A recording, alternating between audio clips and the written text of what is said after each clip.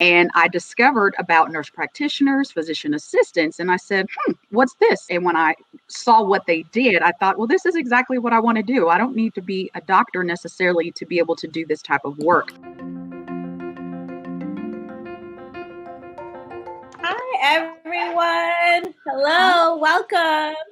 Hi, guys. Welcome to eShadowing. I'm Rodalyn, as you all may know, and today we have a very special guest. We have Professor Amber Singletary from Western University of Health Sciences.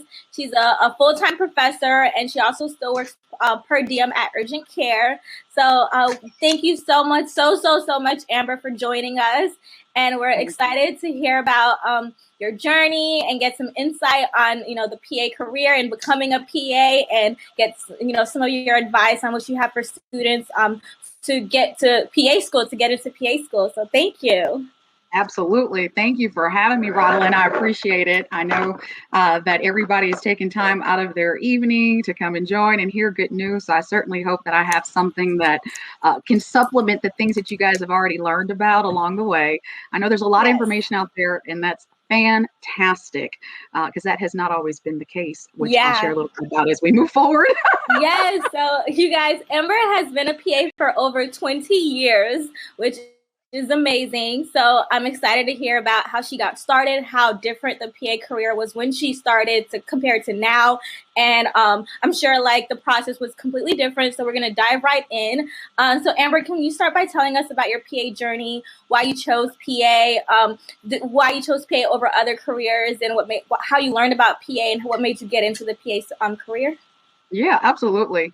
I think like many of you, you're out there exploring. You just know you want to help people. You want to be involved in the medical field. You want to wear that nice white coat. You want to be in a position of respect and prestige, and all those things are wonderful. But I think just make sure in all of your research that you're very certain that this is what you want to do. Taking care of people, serious business. We have to value what we do, not just the title, but making sure that we have a serious commitment to ensuring the welfare of our patients, because they matter to their families, they matter to the community, and definitely want them to be treated well. And I think the PAs at large have done a great job of giving out that type of care. So we certainly hope that, moving forward, we can continue to engage with people. But my story, I had a chance to actually, probably like many of you, I was once pre-med. Again, I started this journey back in 1998. And at that time, certainly didn't know as much about the PA profession at that time. In fact, I didn't know anything about the PA profession. I was pre-med biology major in UNLV Las Vegas, go Rebels. And it was actually midway through my program, my sophomore year, that I happened to have a course in healthcare administration, believe it or not. And I discovered about nurse practitioners, physician assistants, and I said, what's this? So like many of you, I began to research. And when I saw what they did, I thought, well, this is exactly what I want to do. I don't need to be a doctor necessarily to be able to do this type of work. Because for me, it was never about title, money, prestige. It was just always about helping patients to a higher degree.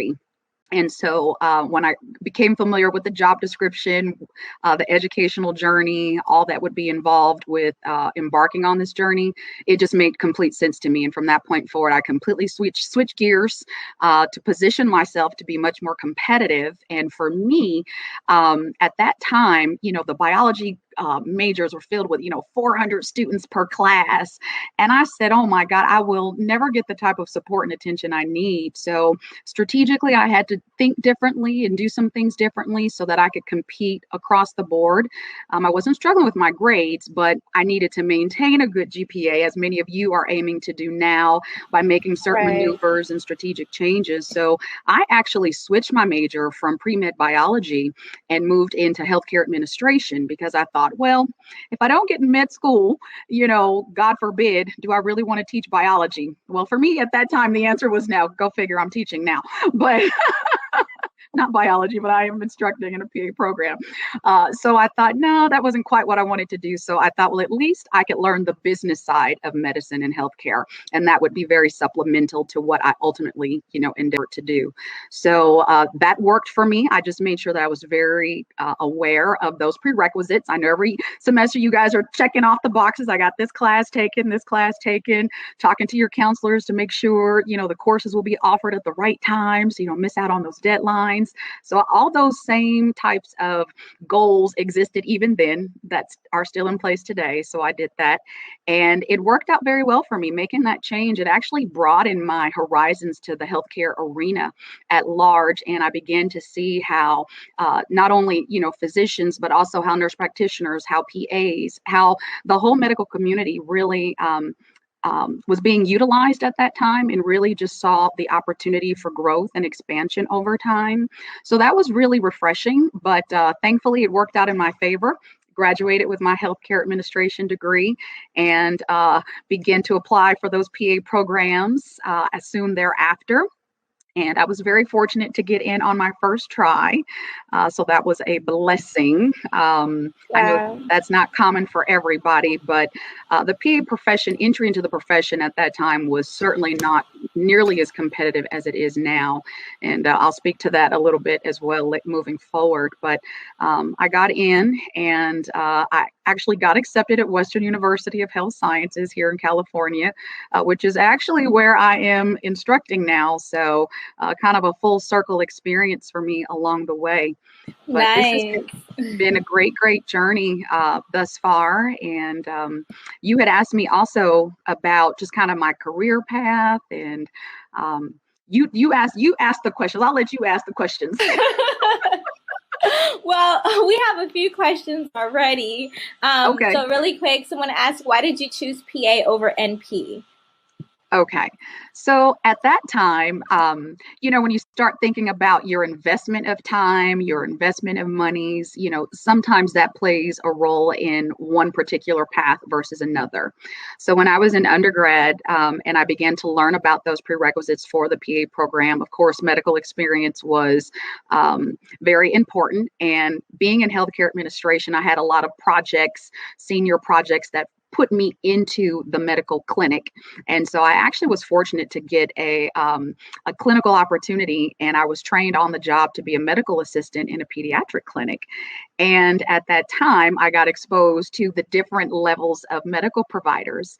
And when they actually had PAs, and actually one of the PAs there took me under his wing. Shout out to PA Rod Maraz, best guy ever. He took me under his wings and he trained me to think like PAs think. So he took me kind of beyond the scope of just being an MA, but really to start thinking more like a clinician. And that was so intriguing. That was so wonderful to have an experience like that, where it really just kind of further solidified that I was making the right decision. But PA over NP at that time, to become a nurse practitioner, the path to that would have taken much, much longer for me. And I wasn't sure that even if I had pursued that avenue, if I wanted to be an RN ultimately. I was really more mindful of having a little bit more autonomy and being able to make more decisions for the patients. So it's a fantastic field. We could not do our jobs without them. I respect every profession in the medical community. We must do that. But for me, based on my personal goals and aspirations, the PA field we were just made for each other. So it happened. That's the same similar as myself because I felt like the path to NP would have been a little longer. I had all the prereqs and the healthcare experience, so I was like, okay, just gonna do this. Right. Now there's pluses and minuses of every Right. field. We definitely could debate, but as you guys are exploring the different options and pathways, but ultimately it's the job. Make sure that you pick the right profession for your, based on your desires and your goals. Right, exactly. Completely agree. Okay, so how was PA school 20 years ago? Like the PA program versus now? Oh you're a professor now, so you see how it is in 2021 versus 1998 or 99. Oh my gosh, you make me feel so old. You're not. No. I actually was quite young when I entered, as you can imagine, coming right out of undergraduate situation and fortunate to come straight in. I was able to start pretty early on, which when I think back, I'm going, oh my God, that was insane. But for me, when I came into the PA program at that time, so we barely start using this beautiful thing called computers and internet. So that was very early on in the world of internet. So we had lots of big books like this. Literally, I sat in class, everything was handwriting. We didn't really have laptops. Few people had laptops, but that wasn't really the way we took our information at that time. It was more a desktop world back then. So a lot of hand taking, of notes. A lot of medical dictionaries. So during the course of lecture, you're thumbing through to identify, words that you did not understand, because medicine, we know, is a foreign language for sure. So it was just very different. It was more intimate. Class size was a little bit smaller for my program than it is today. We had people of all age ranges. We had people who were pursuing the field for a first-time career. People were changing careers. Actually had a father-daughter combination in my class at that time. So a lot of interesting things. One thing that's different today that didn't exist then is, one, I came in at the time when the profession was a certificated profession. Now it's a master's level profession. So that is something that has changed and was quite frustrating, because I actually graduated the year before that change came and thought, oh no, what can I do to go get this master's? I don't want to go back to school anymore. So that has changed. And, just even like now, we have a lot more requirements from accreditation to go through. And so in the clinical sense of your second year, if you get into a PA program in your second year, when you're doing your clinical rotations, they're a lot more broader exposures, and it's more standardized compared to the way that it was when I trained. When I trained, we weren't required to do surgical rotations. We could, but we weren't required. And it was much more difficult to penetrate surgical specialties at that time because of the liability. OBGYN rotations, in the hospitals, you compete against learning opportunities against the medical students. So there were many of my classmates who didn't get ample opportunity, but nowadays there's a lot of opportunity for us. So we're gaining exposure, we're gaining respect in this field. Wow. Especially the computers part, I was like, wow, yeah, I remember that. Because listen, every time they do maintenance in the hospital, and we're out of our charting system for even 2-3 hours, we go crazy. So right. Yes, I'm not fond of paper charting, so I'm definitely grateful for the computer, especially in PA school. Right. And I'd say, calm down, it's okay. So I have a good question. How are the prerequisites different back then versus now? Are they different? You know what? The prerequisites from then to now, not much different. The one thing I can say is I don't recall having to take organic chemistry. As you guys will find, there's kind of a standard list of prerequisites that are pretty common program to program, but every once in a while you might find some degree of variation for different PA programs. And that really has more to do with the value set of the program. Sometimes it's based on the community that the program is immersed in. What are those, community needs, whether it's, foreign language for greater than 1 year, if it is, certain levels of science. Of course, the standard core, the biologies, the anatomy, physiology, the microbiology, all of that stuff is pretty standard and necessary. But in terms of the additional kind of prerequisites that are non-academic, those things are the same. We had, at that time, the medical exposure or experience standards were not as arduous as they are today. So we did not, a lot of the programs back then, because it was a certificated program then and not a master's-based program, you didn't need a bachelor's degree at that time. Of course, now you do. You didn't need to have medical experience for every program. It was more of a recommendation as opposed to a requirement. Your community service hours, again, recommended but not required for many programs. So there've been quite a few changes through the year, which I think are good, because you really want to have a more well-rounded candidate for this profession. It's important to not only have just the academic experience, but you really do need some real world experience with people, because you have to translate to people. You have to have points of reference and be able to understand their world so that you know how best to help them. Right, right. You are dropping gems and the comments are flooding. I'm trying to keep up. I'm so sorry, guys, if I don't get to, through all the questions. I know I won't be able to. Do you think that a student who starts off as a pre-med student who previously applied to medical school raises a red flag to the admissions committee that you may not want to be a PA? Interesting question. Because you are in my role. Well. Right. I would say nowadays, in my role being a part of, being a faculty member at a program, I am one of those who sit on admissions committees. And so, filtering through applications, and interviews, we do run across candidates who have had that experience.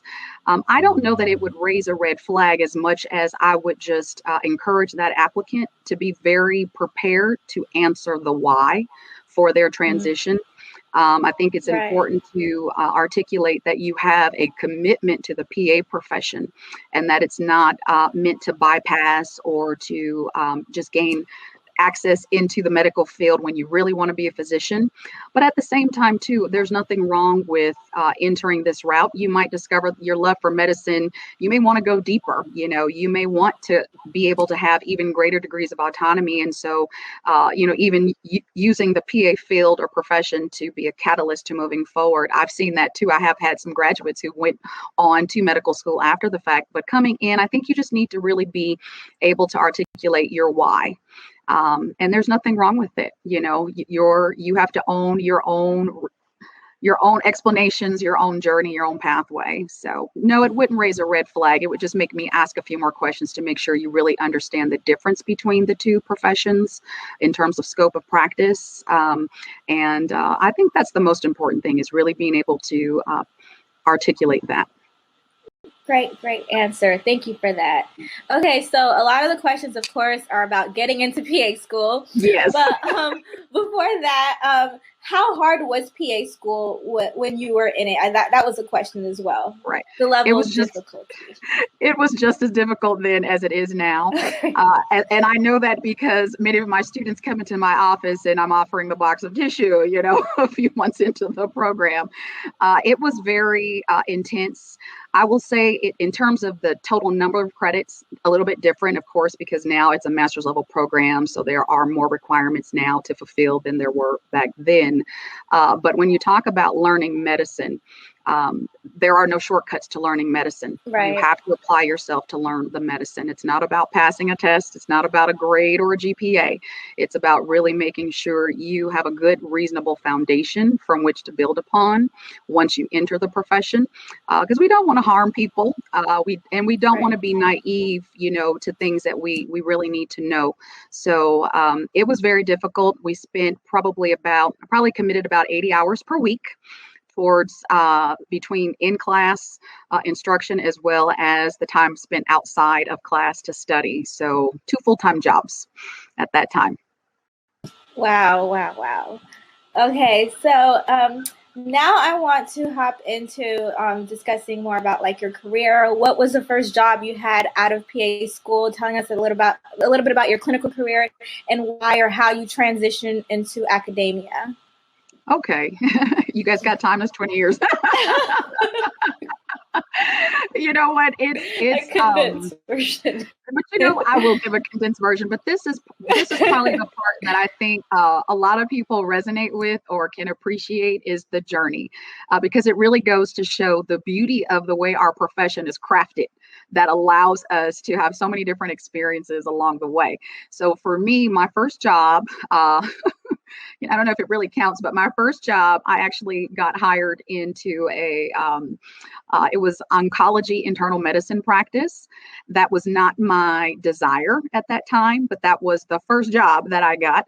And like many new graduates, there's this kind of competitive pressure to just get a job, and so sometimes we don't always wait for that perfect or that right opportunity to come. And I'll say there's a difference between right and perfect. Perfect is you want to stay there forever. Right is an environment that continues to help you grow and develop professionally. So it may or may not be accompanied by all of the perks, the benefits, or the money that you want. But if you're in a good learning environment where there's good teaching, good mentorship and support, an opportunity to, again, expand your knowledge base, that's a good environment. So for me, my first job was not a good environment. It was just a job, really. So it didn't last very long because I was not passionate about that level of work. And that's a pretty serious field to enter into right out of school. So I very quickly found a family practice job, which really became my love. I absolutely love family practice because I got to experience, the whole continuum of patients, from infant all the way through to geriatrics or, my senior patients. So being able to see a little bit of everything every day was very exciting, not to mention getting to know your patients more intimately so you could help them better because you got to know their history. So having that continuity of care really enhanced my ability to have a greater impact. So I was fortunate to work in a family practice clinic. It was in I don't know if I should be name dropping companies, but I worked for a company that it basically serves underrepresented minorities, particularly the Hispanic community, which I absolutely loved. I got to learn and use a lot of Spanish in that community. It was just a beautiful experience. So that was fantastic. So I did that for probably the first 5 years of my life or PA career, and also did urgent care at the same time just so that I could maintain more of my clinical skills, which you don't get to use a lot of the clinical things that you learn in school in family practice.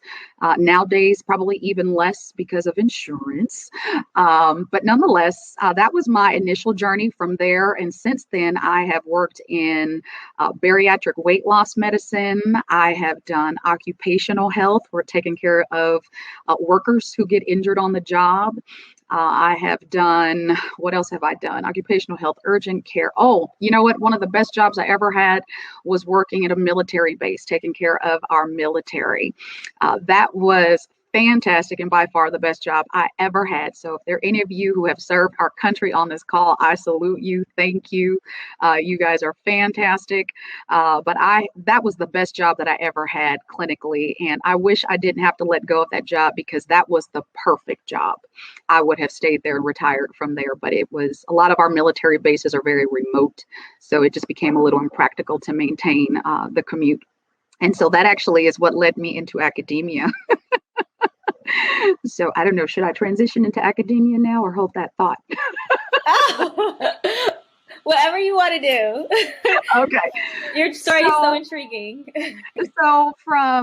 So I was at the military base working clinically, but at that time I went to have child number 3. Okay. So as a working mom, there can be that moment where it gets to be a challenge to maintain, your professional responsibilities and keep up while keeping up with life. But what's again so nice about this profession is you have a lot of opportunities, in this field to work, whether it's part-time, whether it's full-time.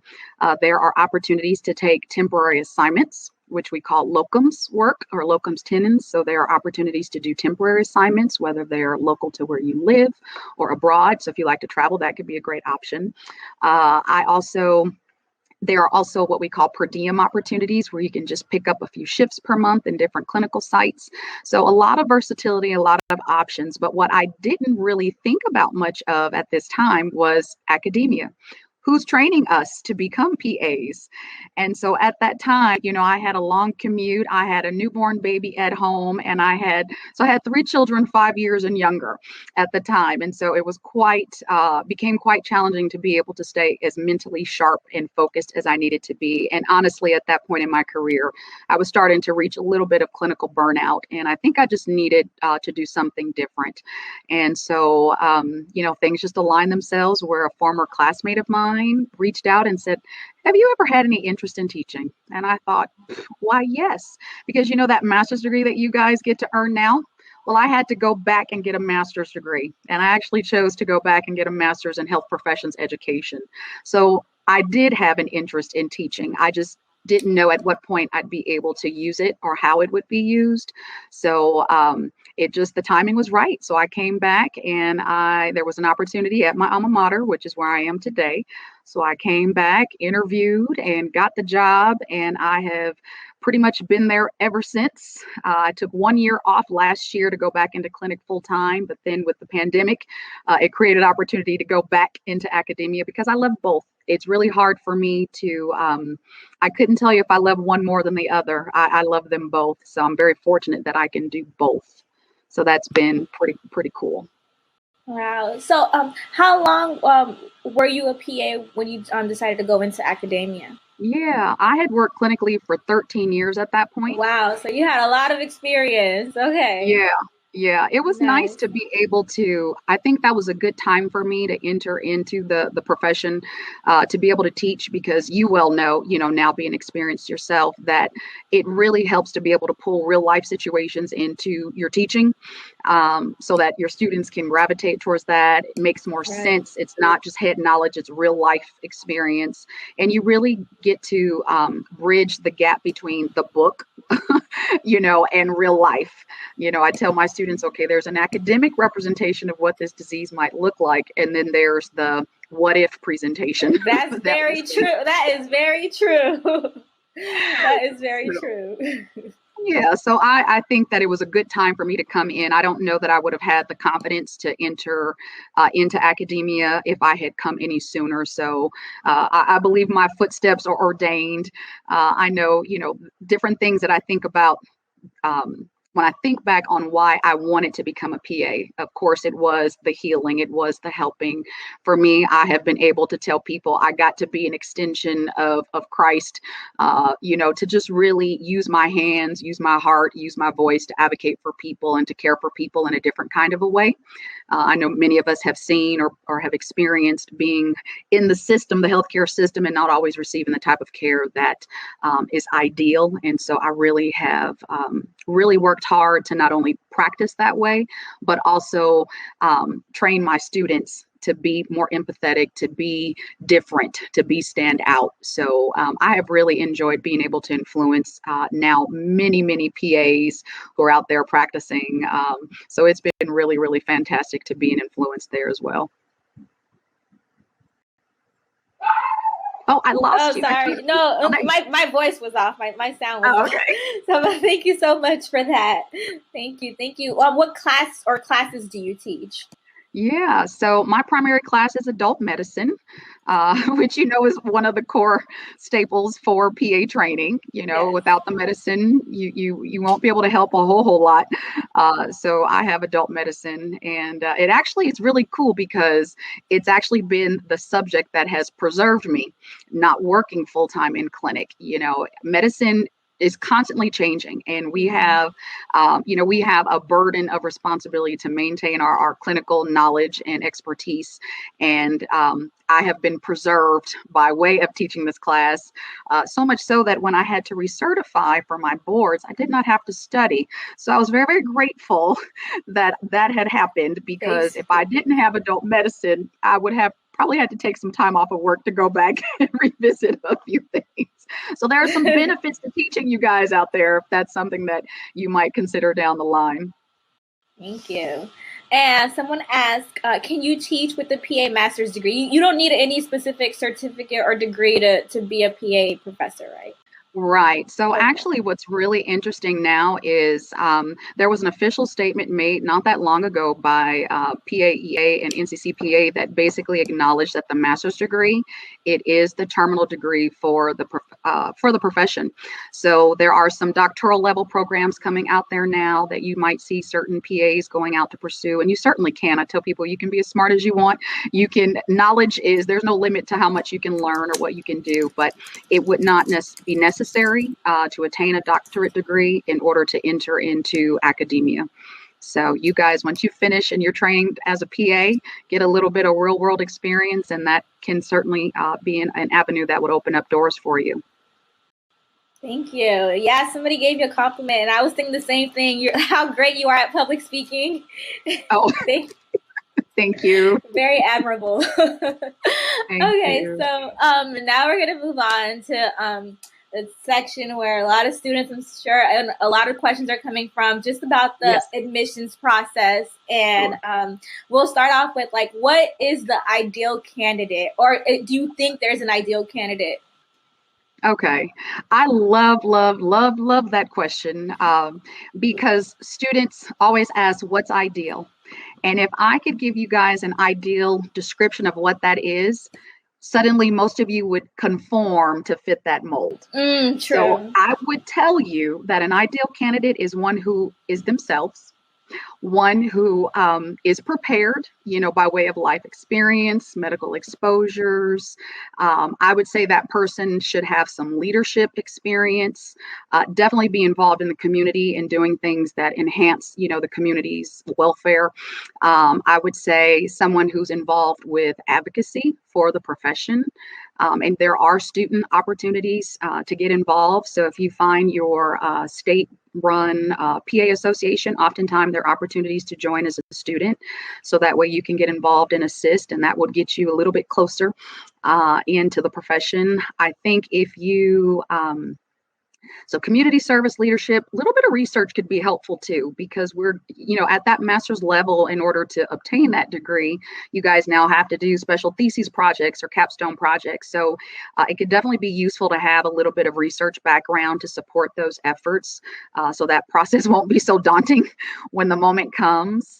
So I would just say somebody who is themselves. Of course, you have to be a people person. You have to be a people person. If you don't like people, you don't like the way they smell, you don't like the way they talk, you don't like their attitudes, I'm going to tell you now, this is not the profession for you, because although we get paid a reasonable salary, we do not get paid enough for some of the personalities that we will face and endure out there. But you have to have a heart for people, and you really have to have a heart for those who have been neglected in this system, because the people who have what they need to receive care, those are not the ones that need us that much. It's the ones that, girl, yes, 2 snaps. Yes. Those are the ones that need us, so you have to have a heart for underrepresented people. You have to give them a voice. You have to advocate for them. I have been known, even in the clinical setting, I've given my lunch away to patients. I've said, bill me for the crutches because they couldn't afford it. Just there's all kinds of encounters that you'll experience in the clinical field that really make you that open your eyes. So you really have to have a heart for people to enter this profession.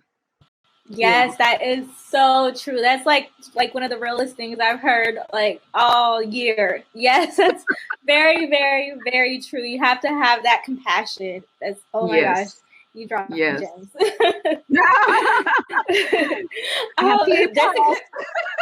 Yes, there's a great question. What are some red flags you've seen on an application or from PA applicant? Red flags. So red flags, you guys have this lovely thing called CASPA now. That's something that did not exist when I was applying. So what I will say in terms of when you're getting ready to apply, it's really important that when you submit all of your content to that application service, your personal statement, you give an account for your CV, your professional CV. I think it's really important to be mindful that you represent yourself in such a way that multiple programs would be attracted to your application, not just one program. Again, I don't want people to lie, because the red flags do show up. If they're fortunate enough to gain An interview, it shows a conversation where there's a disconnect between the writing in your personal statement and the way that you speak. So those disconnects do show up. There are, I would say, some of the red flags in an application could also be just kind of a lack of diversity within your coursework. Believe it or not, you guys, we're not looking for students who are all science majors. We've had students be accepted who were drama majors, people who were psychology majors, people who were dance majors, people who were in film and production. I think there's room for a diversity of person within this field, but what is important, obviously, is a commitment and obviously, a sound foundation with regards to the sciences and the core curriculum that you need. So as long as you can check all the boxes off, for your prerequisites for each program, you should be fine. GPAs are certainly much more competitive now than they've ever been, but just because you have a 3.2 doesn't mean that 4.0 will kick you out of the running. Different programs will actually leverage some of their criteria based on, again, that program's core values. So if they're looking for that candidate that's a first-time college graduate, if they're looking for a veteran, if they're looking for someone who lives in a rural community, if they're looking for someone who's in the LGBTQ community, whomever they're looking for, those folks tend to get a slight edge, not a disadvantage. You're not at a disadvantage, but again, depending upon the needs of the program and what type of candidate they're aiming to attract, there definitely can be some hints of leverage there. But be yourself, be as well-rounded as you can be. If you need more job experience, more medical experience, more life experience, I would tell you to go get that. I think that that's going to be much more important on the back end than you might appreciate. I know sometimes I'm done with school. Now what? I took my gap year. I did my post-bac. What else is there to do? I'm ready to go. But maybe you've never had a job, or maybe your medical experience is limited. Do phlebotomy, do medical assisting, do ER scribing, do, patient care assistant, become an ENT. All of these things are still going to add value to your educational journey and actually will make it easier. So the more medical exposure you have on the front end, it's actually going to make this process easier for you. So you'll have less gray hairs. You probably won't earn a pair of these, as you go. So I think it's important to be as well-rounded as you can, and don't worry, this field is not going anywhere. The competitive nature of the applicant pool, you're really only applying against the cohort that is applying at that time. So you're not applying against the whole entire world every time. It's just against the cohort that's interested in the program that you're in. So a lot of different things are happening in the background, and I hope that helps just a little bit. Wow. Thank you so much for that. So somebody said one of the schools that I will be applying to, I actually didn't know this, but they said about the PA CAT. Are you aware of that? It's an entrance exam, but does not have a score requirement. It says, she asked, what do you think about the transition to this exam, and what are the advantages of taking it? Is it highly recommended versus required? You know what? That is relatively new. That's not something that it just came on board, I think, 2 years ago. It's not a requirement for every PA program as of yet. So I will tell candidates to find out if that is something that's required for their program. I do believe we may potentially see that become a requirement in the near future. It's kind of the counterpart to the GRE, but more medically focused, more PA focused, or centric rather. So I would say, if you have the option or the opportunity to take the test, I would for a few reasons. One, to get more insight on the types of scenarios you might be approached with in PA school. Two, to make sure you have a reasonable foundation. It's kind of a self-assessment at the same time. And two, it won't limit how many opportunities you have in terms of applying for PA school. I think we have to wait a couple of years to see what the data will present in order to know if it's valid or if it's really making a difference in terms of board outcomes, because it's really kind of like the pre-assessment before you come into PA school. And I believe they're going to want to match that data against board scores when those cohorts graduate to see if it made a difference. And so if it does make a difference, then I'm sure it will stay. If it doesn't make much of a difference, it's possible it could go away, but it is gaining a little bit of traction. My current program does not require that at this time, so I don't have a lot of, intimate insight on the exam other than kind of a broader sense.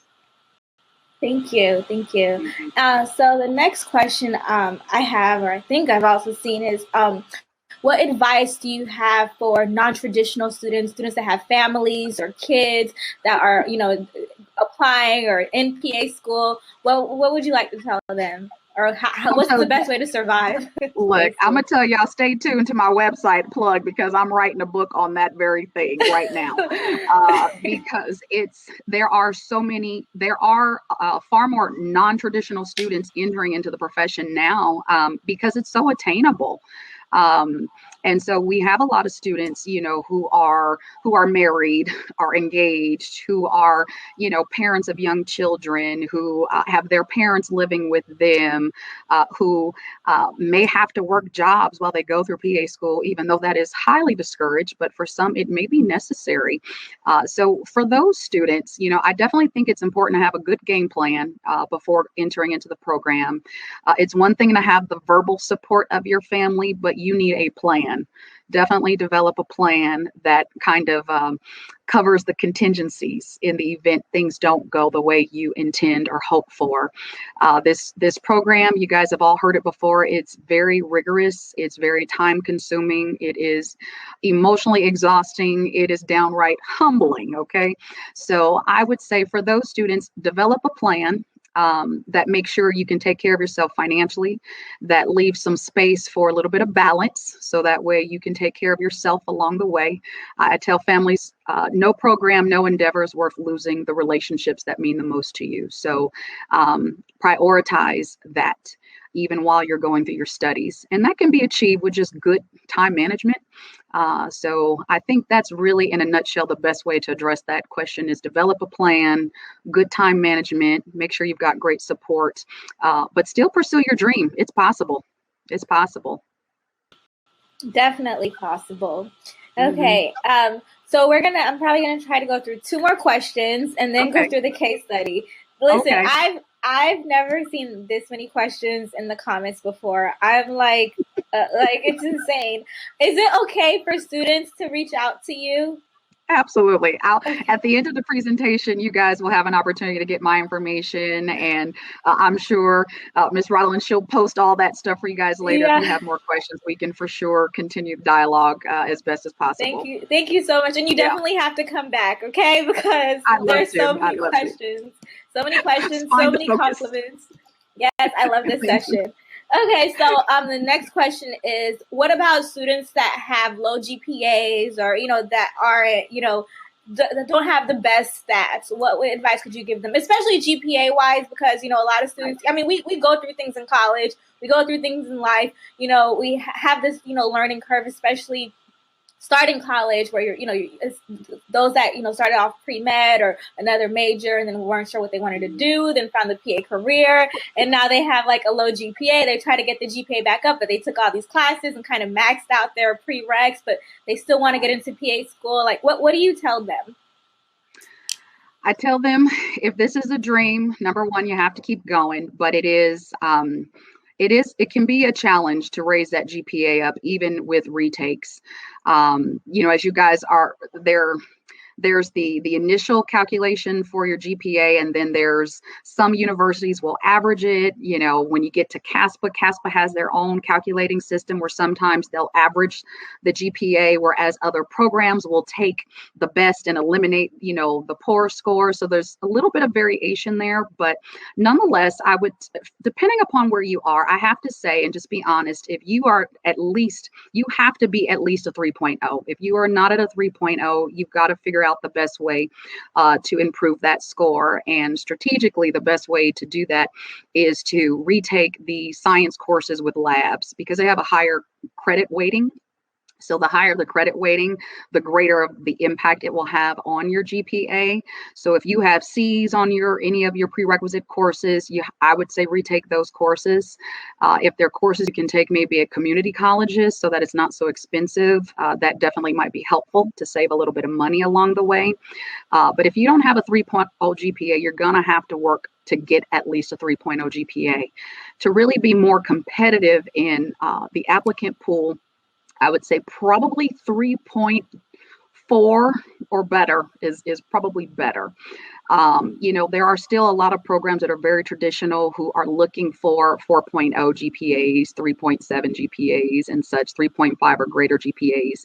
But when we think about really diversifying this profession, we also have to consider diversifying what we're looking for in an applicant. So I wouldn't want applicants to be discouraged because they don't have that 3.4, that 3.8 GPA. I would say if you have at least a 3.0, still apply, because going through the process will get you some experience that will help tighten you up in other areas when the time is right.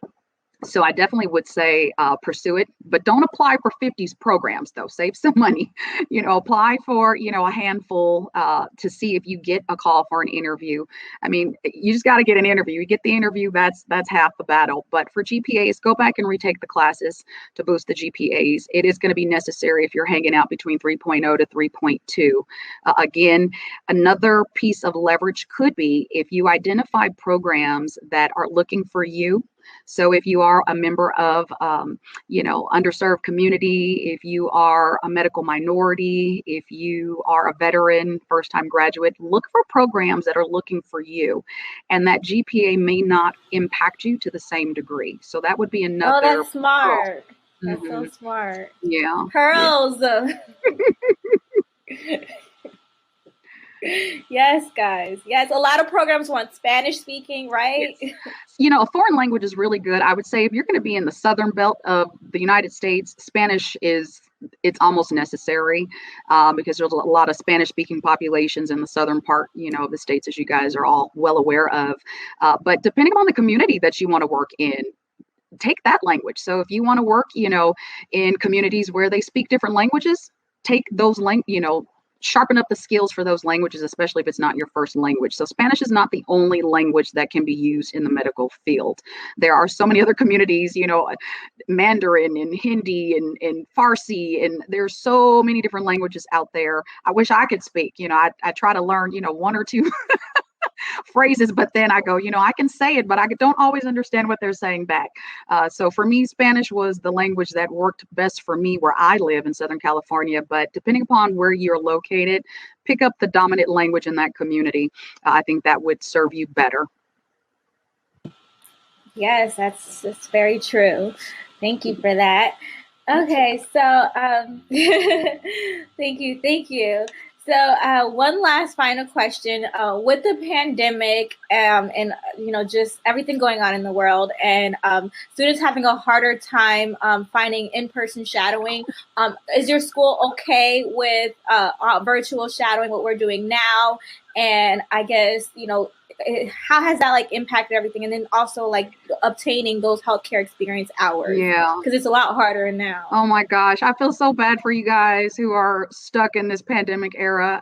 It is no joke. It has been quite an adjustment for the academic side of things, but even on the clinical side, everything. I don't think there's a phase of life that hasn't been impacted by the pandemic in different ways, although there have been some good things that have come out of this experience as well, such as technology, because I get to meet all of you guys today, even though I know this existed before. But nonetheless, as far as shadowing opportunities, it's becoming much more difficult, not just because of the pandemic, although that will make it more of a challenge, namely because there's we have privacy laws, HIPAA laws now that sometimes impact non-medical providers from coming in and having exposure to a patient's private, information and medical case. And so HIPAA can challenge things. There are also, obviously with the pandemic, safety now is a concern, and the liability for, those that would shadow in those clinical settings. So there's a little bit of issue there.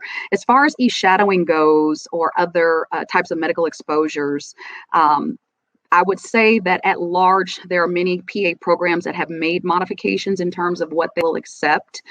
So I think you really have to just reach out to the program to find out what exceptions they're making in this particular cycle. Some have made adjustments and modifications, some have not. And when you really think about it, to some extent, it makes sense that they're making those adjustments. But if this has really been a pursuit of yours, you definitely should have some hours already in motion. And if you're not able to get those now, I would just tell you, just keep on applying yourself. Reach out to people in the medical community. Start with your own provider. If they're not a PA, ask them if they know their PAs who might be willing to support you in this endeavor. Create opportunities. There, community centers where you can create health, pop-up health centers where you could do medical screening. If you can get the support of your own physician, or reach out to a local institution and find out if there are providers who would support you in these community endeavors. Do set up fairs where you can screen for blood pressure.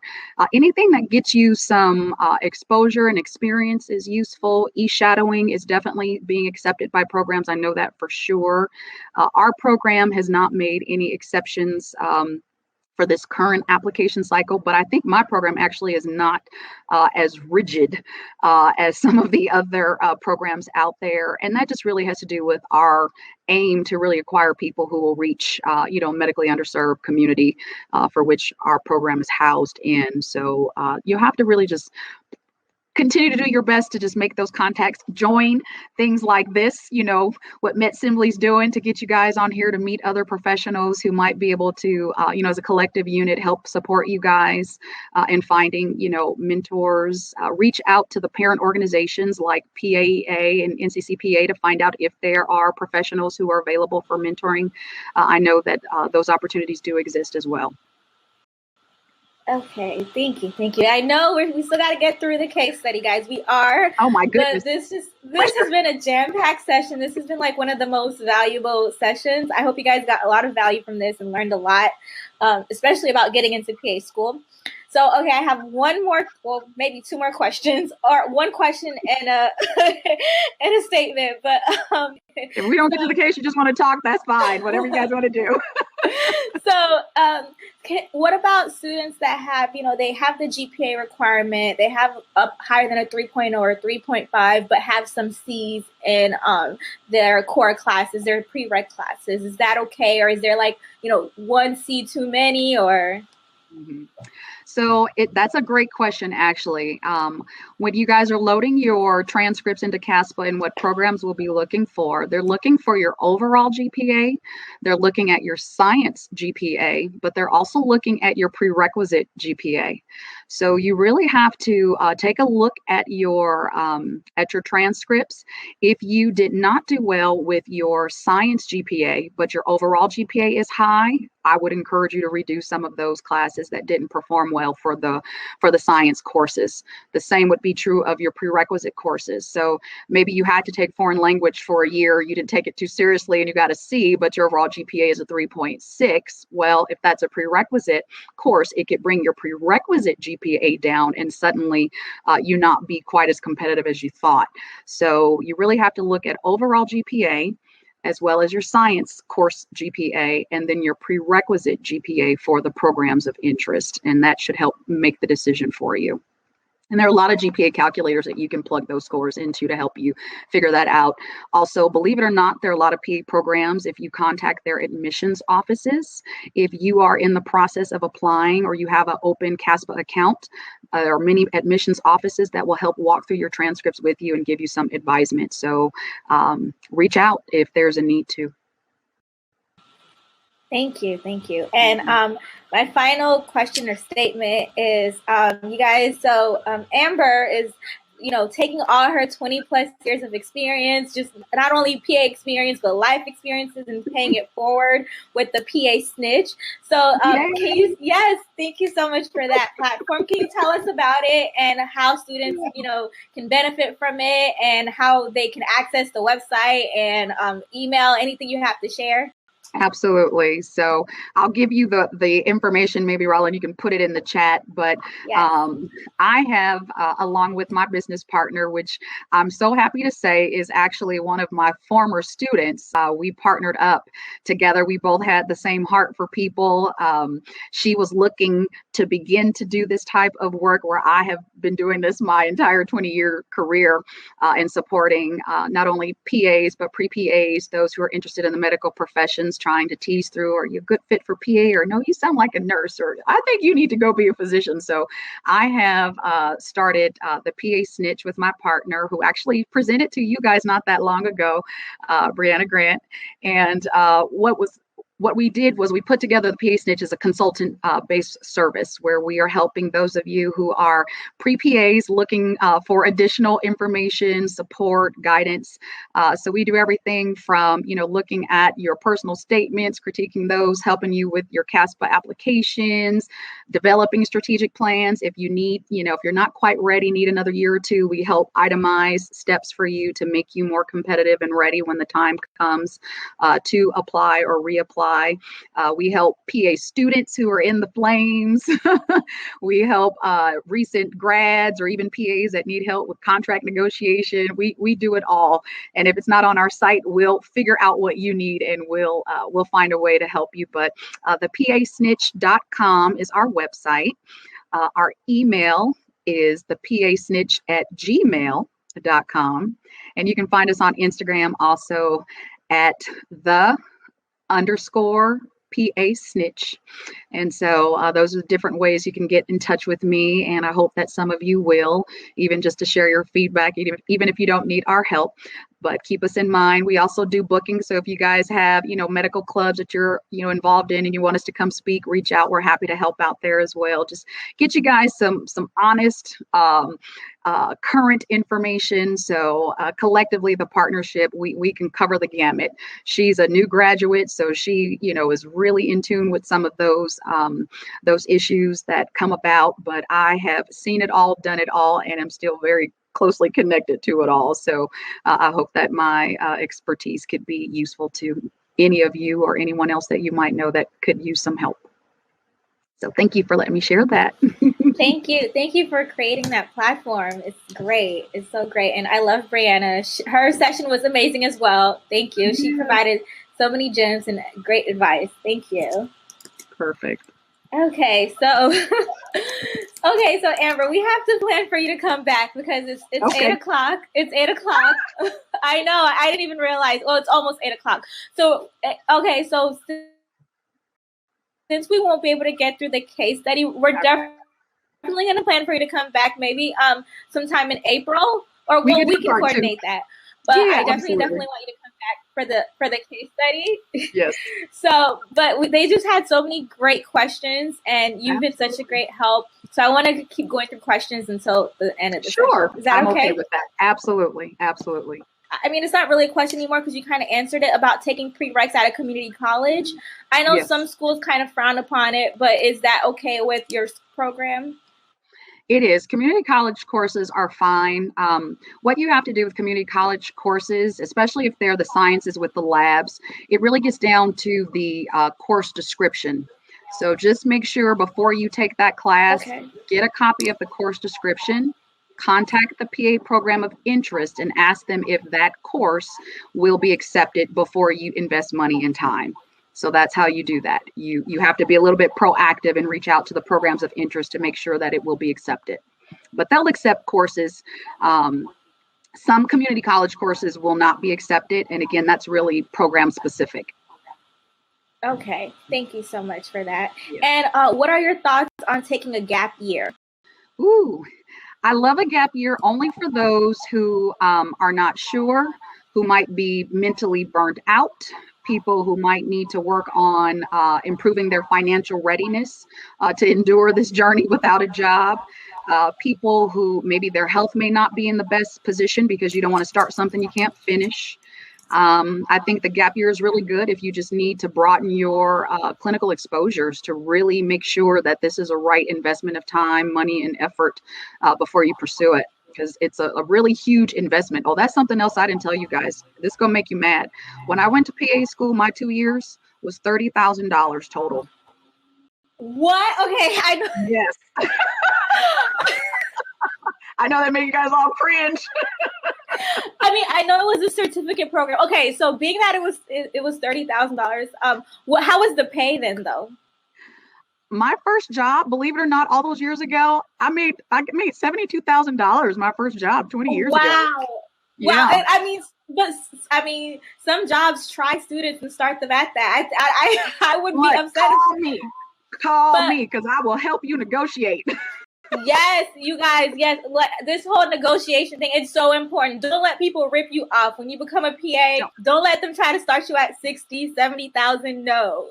Your loans are going to be way more than that. So no. And you will undercut the profession and they'll think that that's okay. It is not. Your expertise has value and we work hard doing the job that we do.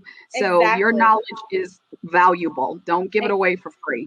Exactly. And I'm sorry, but PAs make physicians a lot of money. Okay, so we let them take vacation. You're gonna bring in a lot of money for wherever you work. So don't take anything. And imagine if you're accepting like $60,000 starting, and they're gonna think that it's okay to start everybody at that. So no, they actually, when I first started, they tried to start me at like 40,000. I was like, okay, no, thank you. Yeah. An urgent care. Yeah, an urgent care. They try to start me off at 40,000. You should get more money in urgent care and ER. Urgent care. Exactly. No. Yes. So yes, definitely learn how to negotiate. Yes. But that's amazing that your program was only 30,000 and you were able to make double that starting off. Yes, ma'am. Yes, ma'am. More than double. So I would tell you guys, I can tell you now, PAs are making about, on average, across the board, about 6% raise every year is what we're seeing clinically. So our incomes are rising as they should. We're not taking away from anybody else. We're just saying we need to get our fair share of what we contribute to the medical community and to, people's pocketbook. So I'll leave it there. Yes, the audacity. Exactly. You guys, don't let them try you. Good starting pay. Depends on where you are, but I would just say kind of in the primary care setting, it's going to be a little bit lower than the specialty fields, but primary care, probably I would say no lower than $80,000 depending upon where you are. And then it just can go up from there, so probably somewhere between 80 to about 120 across the states is probably reasonable for starting pay. Again, lower in those more rural settings, but in your metropolitan areas, you can certainly expect to earn a lot more. Right. Yes, that's very true. And okay, before we go, my last question is, what are some common things they'll ask in the interview? Hopefully, are you allowed to tell us this common interview questions? How about I give you guys categories, okay? I will tell you that it's very important to know your why for entering this profession. Make sure you know your why compared to other medical professions. Make sure that you are very clear and quick with experiences in your life that really demonstrate readiness, maturity, awareness. And so however you can communicate those things through your responses is good. I will say this for interview real quickly. Please don't give me what seems to be a canned programmatic catalog response. We don't like that. We want to know that you have a very intimate understanding or level of awareness for the profession in terms of what it entails. I hear you guys, and I so appreciate you guys telling me that, we're PAs, we're medical professionals who are trained by the medical model, who get to take histories, perform physical exams, perform procedures. Like, we all know that.